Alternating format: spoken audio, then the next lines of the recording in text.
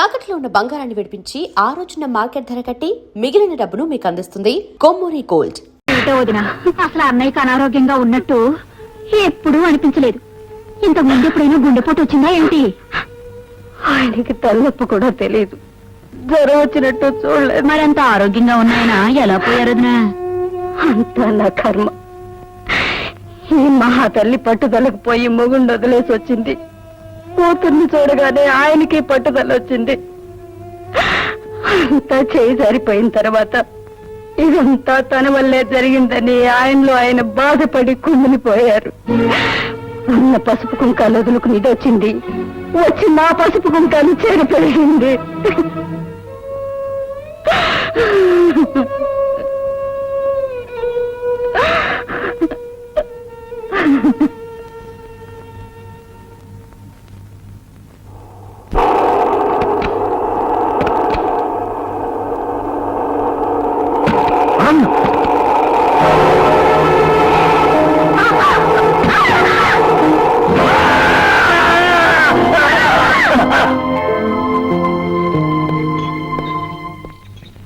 సరళ గారు మీరేనా? అవునండి. ఒకసారి లోపలికి వస్తారా? మీరు ఇక్కడ కూర్చోండి. బాబు చూసుకో.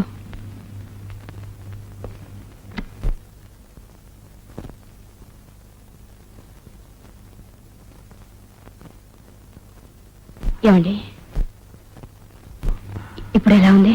చూడమ్మా, నేను బ్రతుకుతానన్న ఆశ నాకు లేదు. బ్రతికితే మంచిది, అలా కాకపోతే నా బిడ్డలు దిక్కు లేని వాళ్ళు కాకూడదు.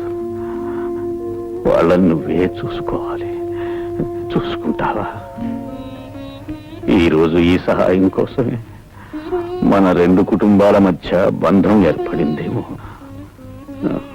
నా వాళ్లే నాకు చాలా మంది ఉన్నారు, కానీ వాళ్ళంతా నేను పోతే ఆస్తిని ముక్కలు చేసుకుని పంచుకునేవాళ్లే. ఆ బిడ్డల్ని చూసేవాళ్ళు కాదు. అందుకే నిన్ను అడుగుతున్నాను, చూసుకుంటావా అమ్మా? అవే మాట్లాడండి. నన్ను కాపాడడం కోసం మీ ప్రాణాన్ని అడ్డు పెట్టారు. జీవితాంతం మీ కుటుంబానికి రుణపడి ఉంటాను. నేనేం చేయడానికైనా సిద్ధమే.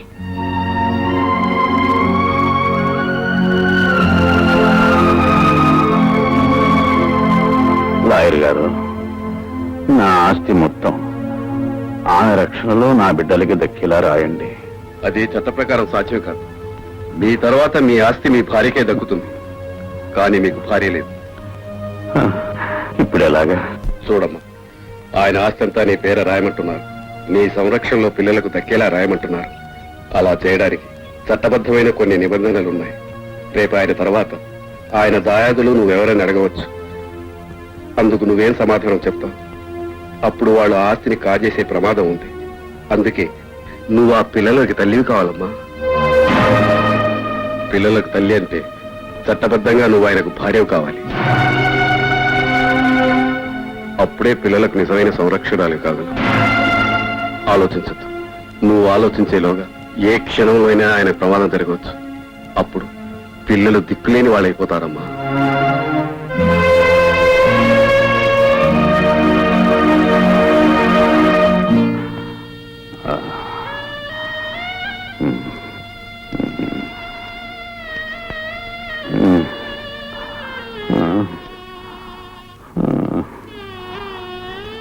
చాలా సంతోషం అమ్మా, నా పిల్లలకి తల్లి అయ్యావు. ఇక నేను ఏమైపోయినా పర్వాలేదు.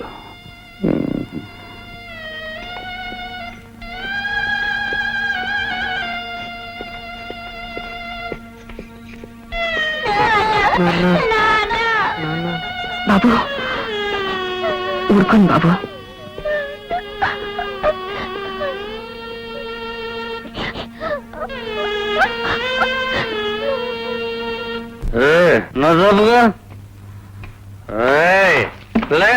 నువ్వెవరినన్నా ప్రేమించావా?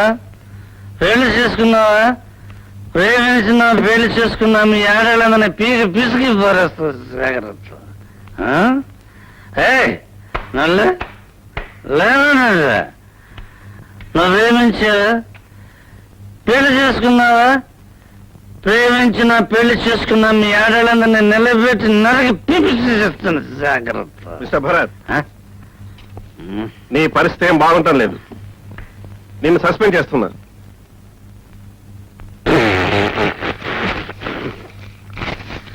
After all your job, this is life. That is job. Life is greater than your bloody job. Goodbye. Goodbye. Goodbye, your job, ladies' job. నేను బతుకుతానని, తిరిగి నా బిడ్డలతో ఇంట్లో ఉంటానని ఊహించలేదు. అదృష్ట దేవతవి నువ్వు ఈ ఇంట్లో అడుగు పెట్టావు, అందుకే నేను బతికాను.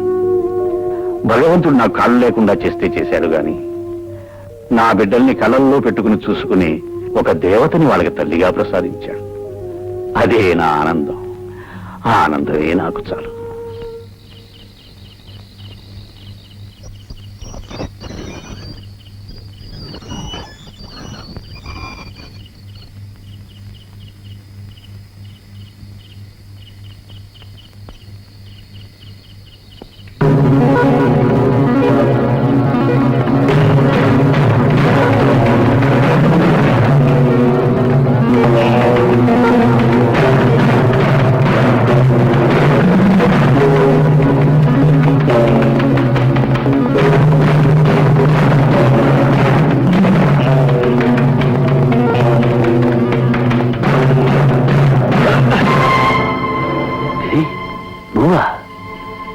ఆ రోజు గోడ దూకెళ్ళిందుకున్నదేనా? అవును, నేనే. ఎందుకు వచ్చావు? మా ఇంటికి ఎందుకు వచ్చావు? నేను వచ్చింది మీ ఇంటికి కాదు, మరి జనార్దన్ ఇంటికి. జనార్దన్ ఇంటికా? జనార్దన్ భార్యకు నాకు చాలా కాలంగా సంబంధం ఉంది. అయితే ఆ రోజు ఆమె కోసం వచ్చాను. వెళ్ళబోతుంటే నేను చూసి కంగారు పడి వెనక్కి వెళ్ళిపోయాను. మరి జనార్దన్కి సాలకు సంబంధం ఉందని ఎందుకు చెప్పావు? ఆ రోజు నన్ను చూసి గుర్తుపెట్టావని భయపడి ఈ అనుమానాన్ని అటువైపు మళ్ళించాను. అయితే అయితే ఇన్నాళ్ళు నువ్వు చెప్పినవన్నీ అబద్ధాలు.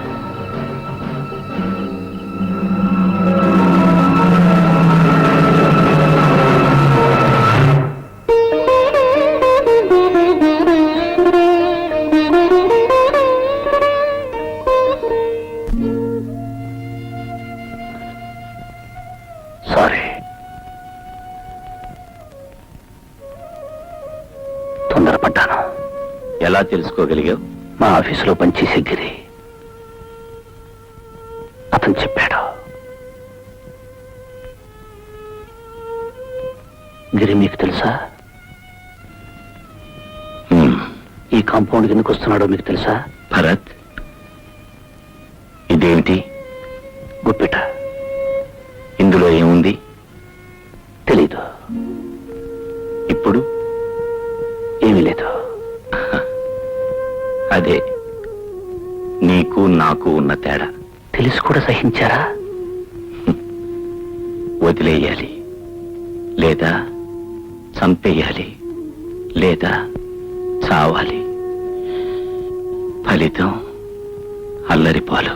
మిస్టర్ భరత్, ప్రవాహానికి ఎదురెళ్లే అలవాటు నాకు లేదు. విసురుగా ప్రవాహం వస్తుంటే నిలబడిపోతాను. ఆ ప్రవాహం నా కాళ్ళ కింద నుంచి వెళ్ళిపోయిన తర్వాత ప్రయాణం కొనసాగిస్తాను. మొదటి నుంచి నా మనస్తత్వం అది. నాకిద్దరు కూతుళ్ళున్నారు. నేనేం చేసినా అది వాళ్ళకొక చరిత్రగా మిగిలిపోతుంది. నా భార్య నా బ్రతుకు నాశనం చేసి ఉండొచ్చు, కానీ నేను నా బిడ్డల భవిష్యత్తును నాశనం చేయలేను. అందుకే వాళ్ళని వాతావరణానికి దూరంగా ఒక కాన్వెంట్లో పెట్టాను. నాలో రగిలే అగ్నిపర్వతాన్ని ఈ సంగీత సముద్రంలో దాచుకున్నాను. అందుకే ఏ తోడు లేని నేను ఈ సితార్ను తోడుగా ఉంచుకున్నాను. ఆ బాధను మరిపించడానికి సరళ ఒక అన్నకు చెల్లెలుగానే ఉంది. భరత్, నేను అగ్నిగుండంలో కూర్చున్నా నిప్పులని బయట కనబడినివ్వకుండా చుట్టూ మల్లెపువ్వులున్నట్టు భ్రమ కల్పించాను. నువ్వు మల్లెపూల పాన్పు మీద కూర్చొని అవన్నీ నిప్పులని భ్రమపడి నీ కాపురాన్ని అగ్నిగుండం చేసుకున్నా. నిజాల్ని గుప్పెట్లో దాచుకోవాలి, బాధల్ని గుండెల్లో దాచుకోవాలి. జరిగిందేదో జరిగిపోయింది. వెళ్ళు, సరళం రమ్మను. నువ్వు అడిగితే తను కాదందు.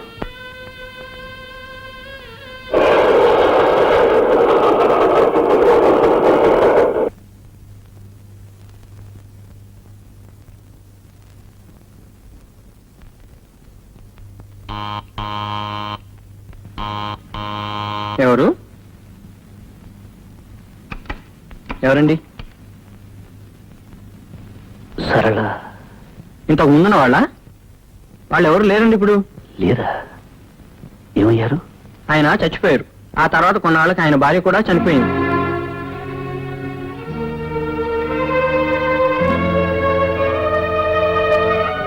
మరి మరి సరళ ఆయన చనిపోయాక ఆమె ఇల్లు విడిచిపెట్టి వెళ్ళిపోయింది.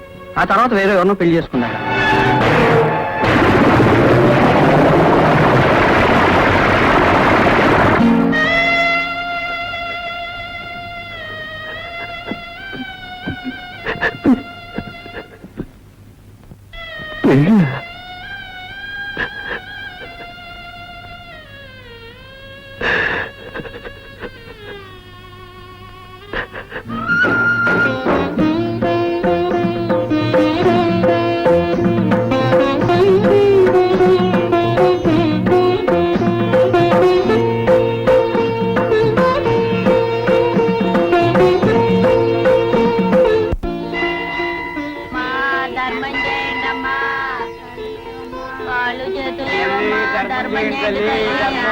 అమ్మా ధర్మం చేయండి తల్లి.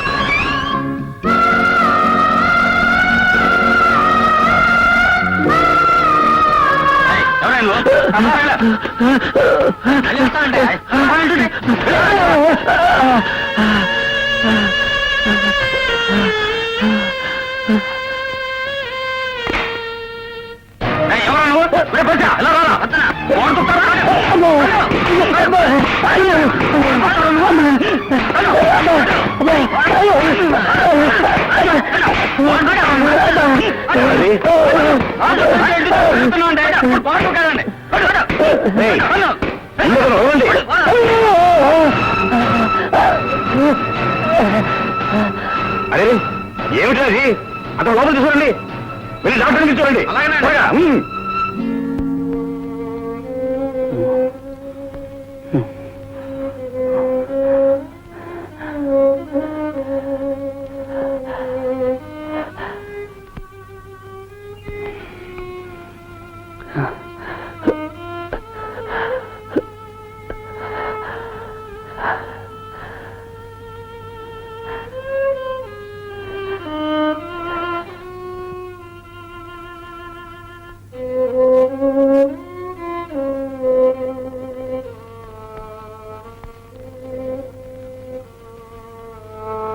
ఈ ఇంట్లో ఏం కావాలని గోడ దూకి రాబోయావు?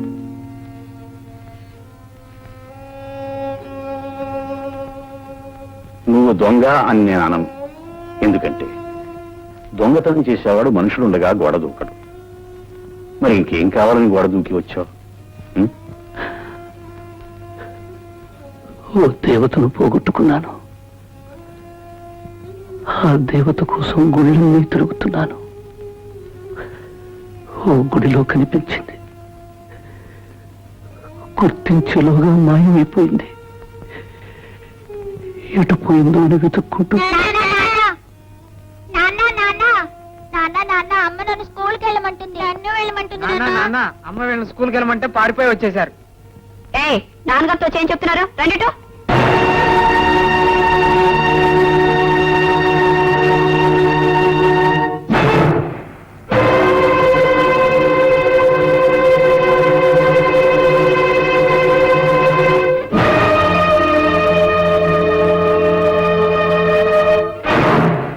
ఆవిడ ఈ ఇంటి దేవత, మీకు నా పిల్లలకు తల్లి. మీ పిల్లలకు తల్లి అంటే మీకు భార్యగా. భార్య అయితే ఆమె వయస్సు ఏమిటి, మీ వయస్సు ఏమిటి అనేగా. అది ఒక కథ.